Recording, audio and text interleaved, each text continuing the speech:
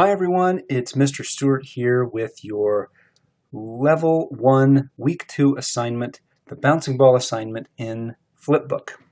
So we're going to go through the basic controls in Flipbook as well as how to do the bouncing ball assignment. So the first thing you're going to want to do is to create a new scene. So go to File, New, and it's going to bring up this option box. And so in this option box, if you have purchased Flipbook Lite, then as the biggest file size you can get, or the biggest canvas size you can get, is going to be 800 by 600. And that's in the custom. Now you can choose any of these. There's no canvas size that you need to use, but you should be using 24 frames per second. That should be your playback speed. You're going to be able to have two levels, the background level and the animation level. And then you can pick how many frames you want your shot to be, how long you want it to be. And then you click OK, and you are ready to go. All right, so the first thing that I'm going to want to do is create a ground plane or a background. All right, so the way I can do that is to click on any frame on the animation layer.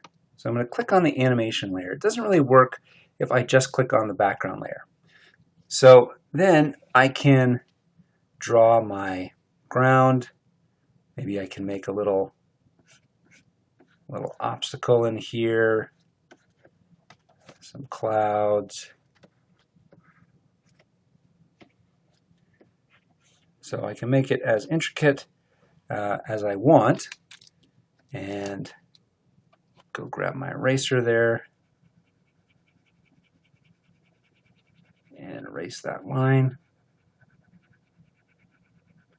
Now, it took a long time to erase, so I can't always change the size of my pencil or my eraser. If I right-click on there and I see pencil eraser, I can now move this into different levels. I have different options here, but it wasn't too bad, so I'm going to make it a little bit bigger, but not too much. So now if I want to erase, it works pretty well. Now I can hit Control-Z if I don't like that, and I can bring it back to what I had. Now I can do the same thing on the pencil. Once I grab the pencil, there we go, grab the pencil, right click, and now you see it doesn't say eraser, but rather the pencil, and I can change the line if I want to. Okay, so now that I've drawn a background that I like, I'm going to double click on the frame that I'm on, the frame 1. And you can see that I get a little thumbnail of my drawing. And then I'm going to go over here to File, and export stills. Now this is going to give me some options as well. Most of the time I'm not going to need to change anything, especially for a background. I could change the format, but bitmap will work just fine for a background. And then I'm going to hit OK, and it's going to give me a warning that the selected file format does not support transparency. So, and that means alpha. What that means is if I'm drawing a bunch of different characters and I want them all to show up over the background, well then I want to be able to see through everything that isn't a line. And if I've drawn a bitmap won't allow me to do that. But for a background, I don't need to see through it. In fact, I don't want to see through it, so that's just fine. And I'm going to hit yes. And then it will allow me to go and save my file somewhere. You can see I've done a few files in class, but I'm going to do one more.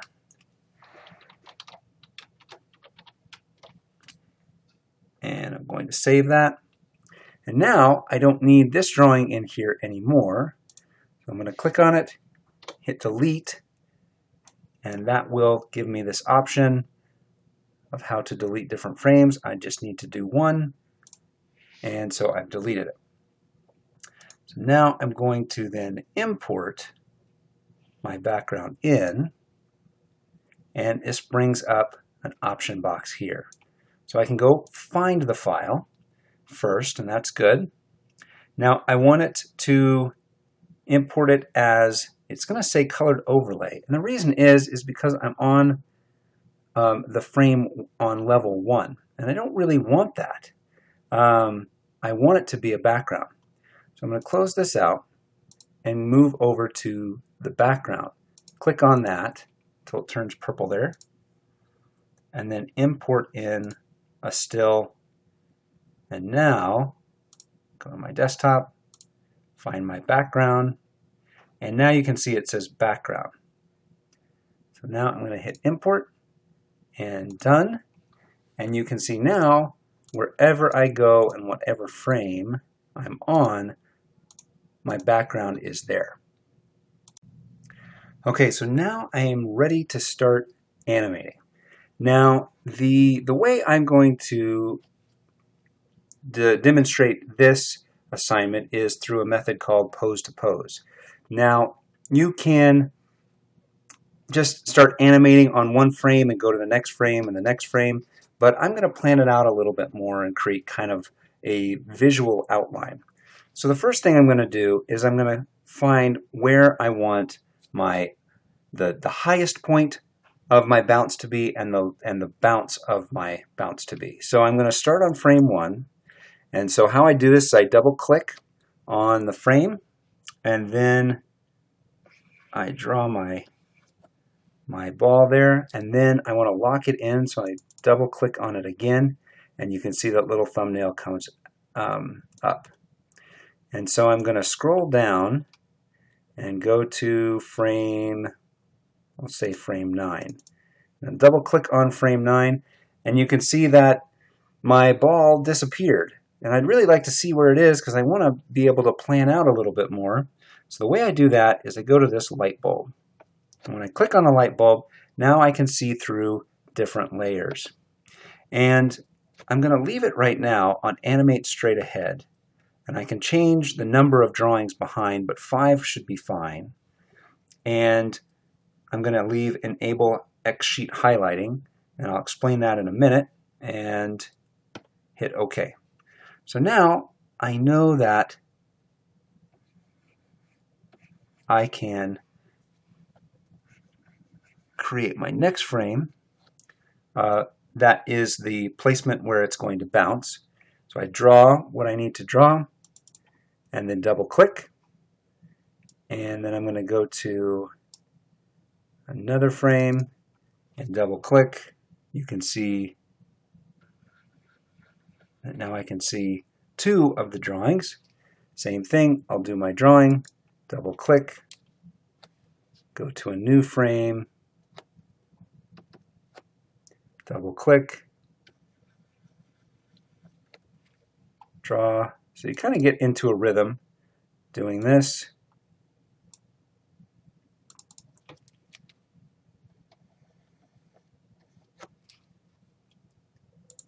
Double click on that. And I'm going to have it bounce over the top of this obstacle, and then bounce over here. So you can see I'm getting an idea of how far each bounce is going to go. I can start to see and plan out how many frames in between will work for each bounce. And then that X sheet highlighting, these yellow frames tell me that I can see these frames in through the light bulb. So those are the frames that are being displayed through the light bulb.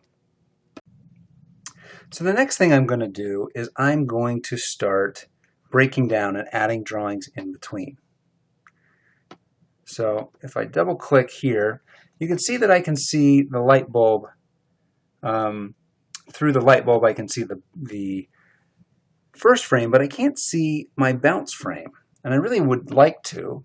So I can change my lightbox options to in-betweening, and then I can click and see one on either side. Or I could do two if I wanted to as well. So now you can see that I can see the bounce frame as well as the top frame. And when I go in here,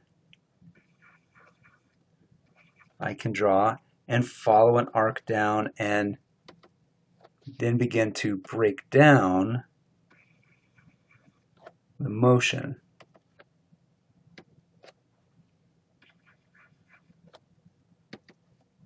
So now I can see that first. If I want to play it and I want to take a look at it, at any point I can hit this pause button. And when I'm playing, I'm not going to be able to see the light box, but that's okay. But you can see I can start to see the motion. I can also scrub between those frames by holding my mouse button down and dragging it back and forth. And at any point, if I want to start drawing again, I can come over back to the X sheet and double click, and you can see that now the light box is on. And I'd really like to see a few more drawings, so I'm going to click those around the option so I can see two on either side, and going to start drawing in the rest of my in-betweens.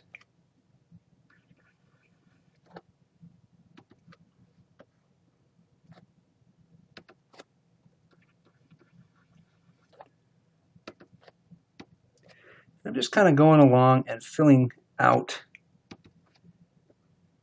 the rest of the animation. And sometimes I'll follow reference. With this, I'm just kind of having fun and playing around. So it'll be interesting to see how it turns out.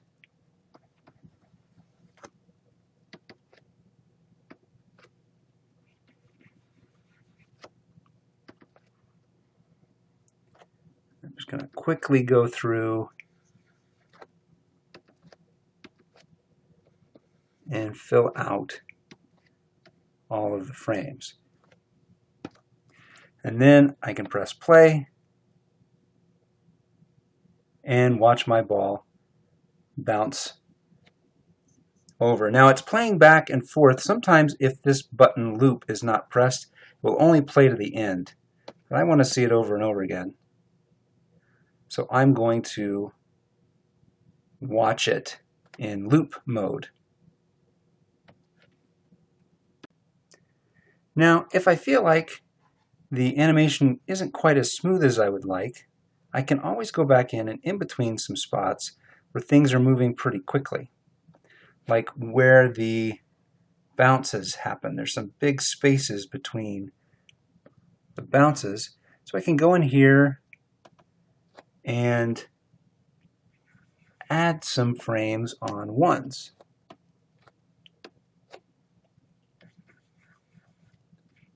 Again, I double click before I draw, and I double click after I draw. And then I'm going to go and find the next spot.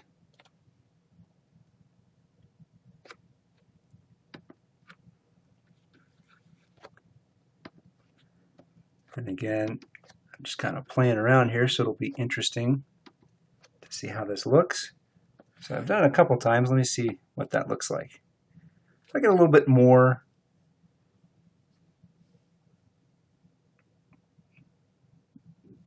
visual information in those spots.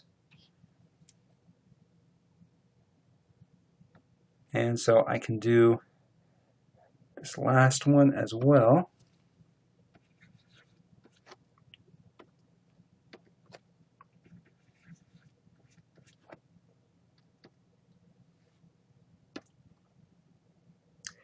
Now I have everything in black and white, and I can turn that in and it's perfectly fine. But if I want to and I have some time, I might think about coloring it in. And I can do that in Flipbook. So I can go to this fill button and I can just click in the middle, and as long as my lines are closed, it will fill it in. Now, I don't really want black, so if I want a different color, so I hit Control Z and I can undo what I did. And I can go to View, Palette Model, and that'll bring up my palette, and it'll have a lot of different colors here for me to choose from. But I'm going to pick this green here. And now when I hit fill, I get a nice green. So I can go in, and now I just need to double click and try to get all those little spots. So I'm going to finish this up. So now I've finished up coloring in. Except for that last frame, let me get that one. So double click on it, fill it in, double click. And so that actually helps me follow along with the shape of the ball just a little bit better, a little bit easier. All right, so immediately I'm going to go and I'm going to save again. Make sure I save my file.